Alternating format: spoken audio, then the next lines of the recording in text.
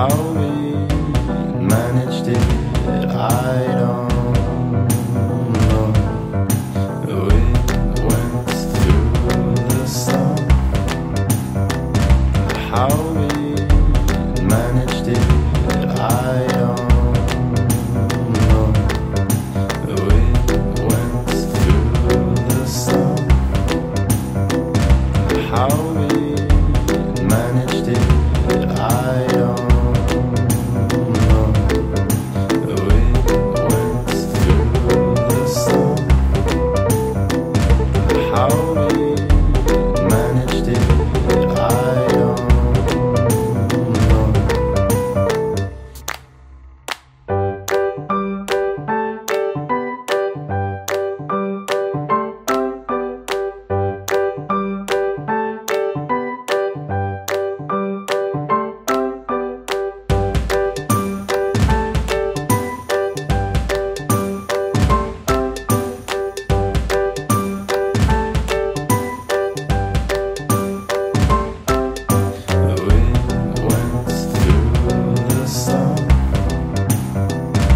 How we managed it, I don't know.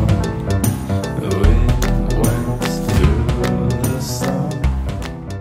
Mastocitoza pare a fi o boală ușoară, dar nu este ușoară. Nu are reacții vizibile, decât, eu știu, dacă faci un șoc anafilactic, dar nu, Doamne ferește, nu-i bine să ajungem acolo. Deci, repet, nu are reacții vizibile, dar în interior reacționează. Destul. Picioare, abdomen, piept, mâini. Am înțeles. Destul de extinse sunt petele.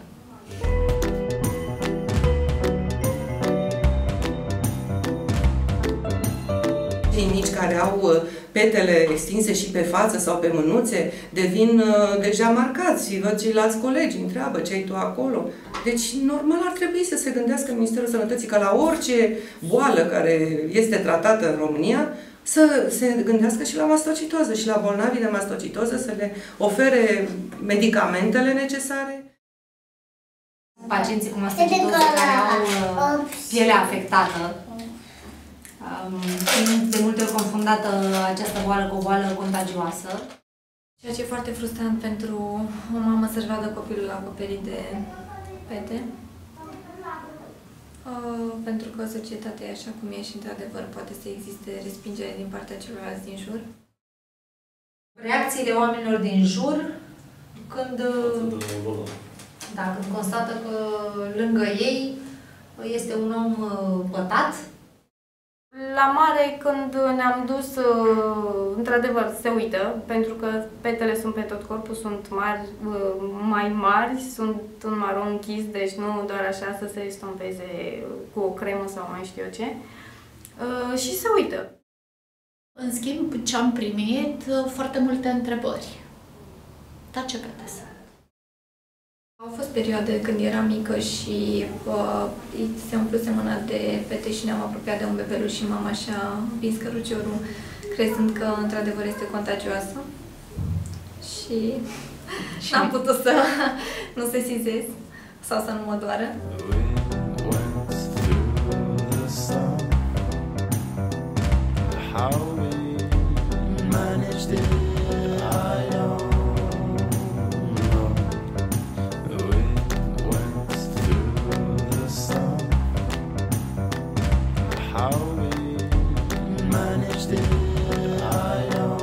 Știți că este o boală, dar sunt mai mulți bolnavi. Fiecare bolnav are reacția lui.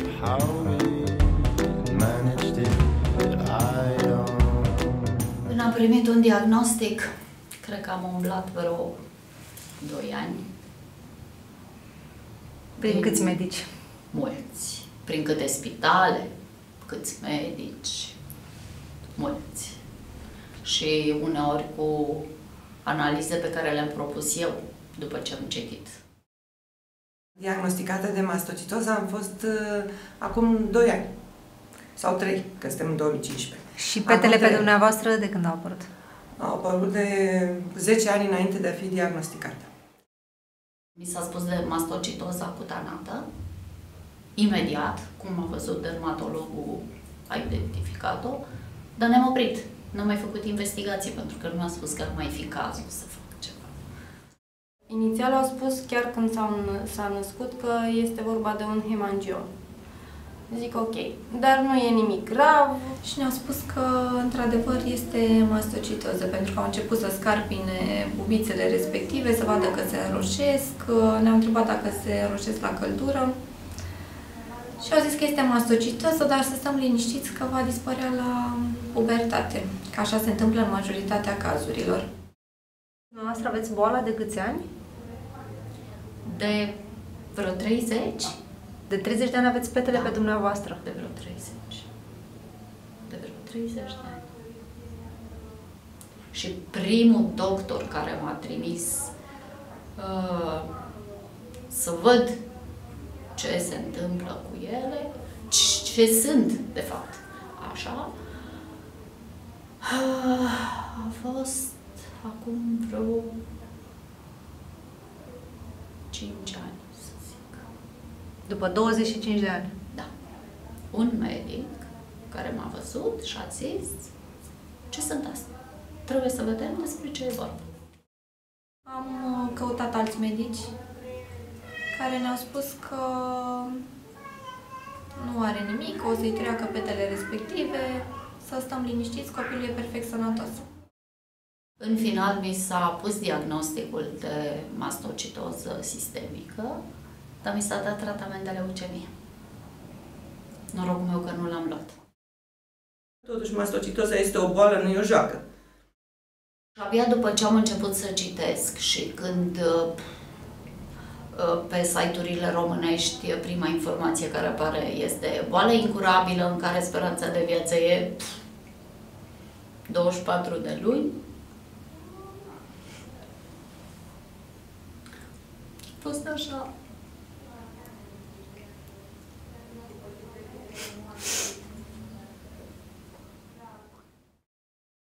Este o boală rară, cu efecte grave și... Netratată la timp și exact. nediagnosticată la timp, cu siguranță nu duce la un prognostic bun.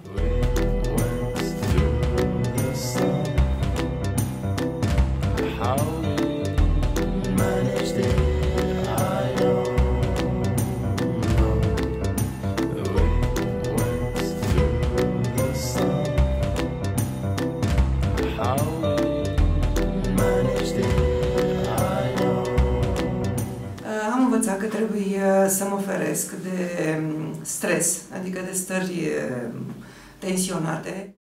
Apa călie mai mult spre rece decât spre fierbinte.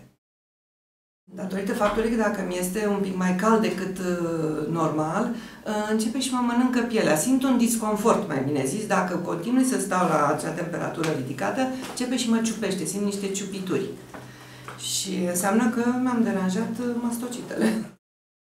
Momentan, dacă, Doamne ferește, mama suferă un accident și ajunge în țară și ajunge la un anumit spital județean, aceia nu știu absolut nimic, n-au nici cea mai mică informație, nici vagă idee să-i ofere prim ajutor, având în vedere că mama nu poate să, mamei nu îi se pot administra toate medicamentele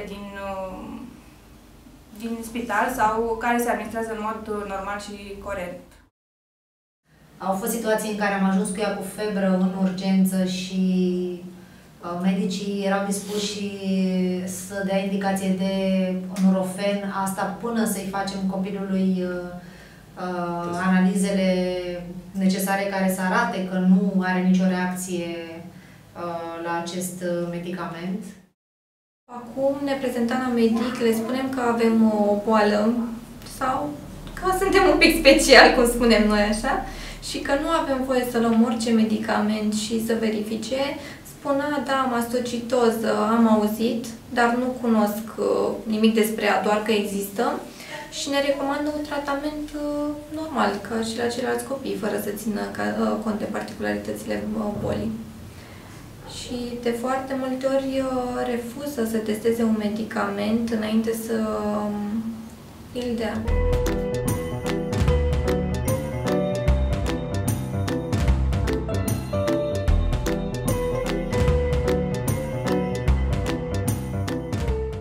dermatologie. Dumneaei a făcut mamei niște teste, printre care și triptează. Acolo s-a ajuns la concluzia că este mastocitoză cu certitudine.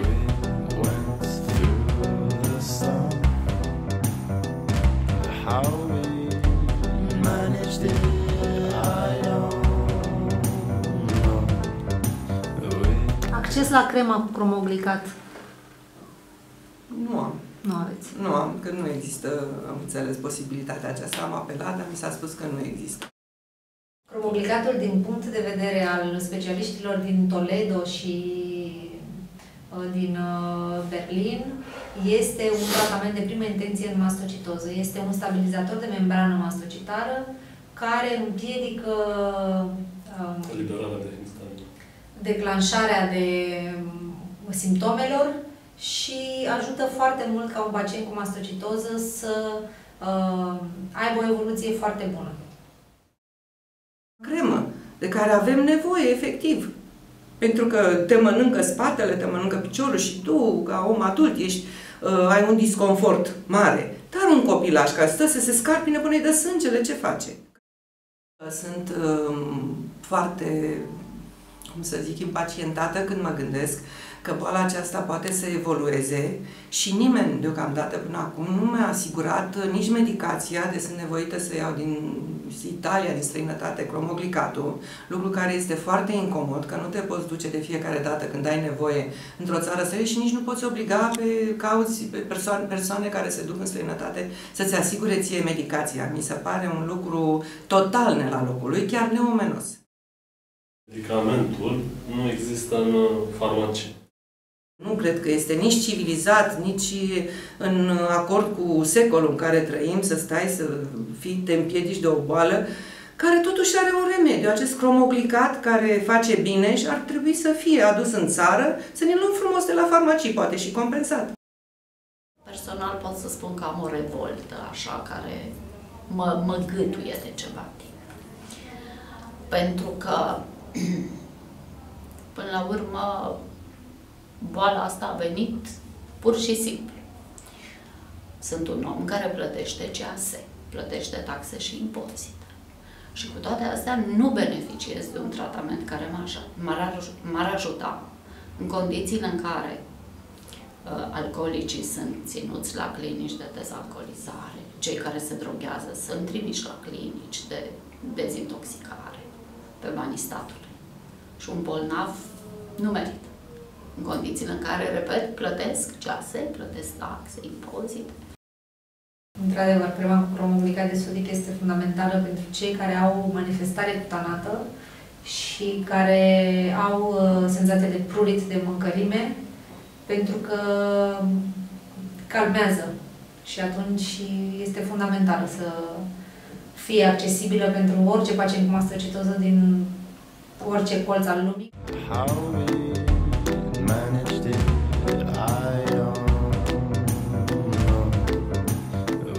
Incertitudinea îmi dădea nesiguranță. Adică dacă pățea mama ceva grav, cum puteam să o tratez? Dacă avea nevoie de un prim ajutor, cine putea să-i ofere?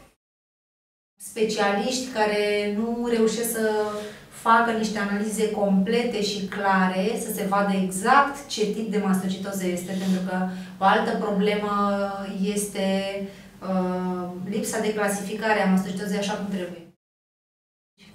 Foarte importantă este comunicarea între medici și mai ales notificarea. Dacă au avut un caz de mastocitoză, chiar dacă l-au avut odată în carieră, cred că ar trebui într-adevăr să existe undeva notificat și ce i s-a administrat și cum a evoluat pacientul respectiv, să existe o evidență pentru a ști ce urmează să facem celorlalte cazuri care vor urma pe parcurs.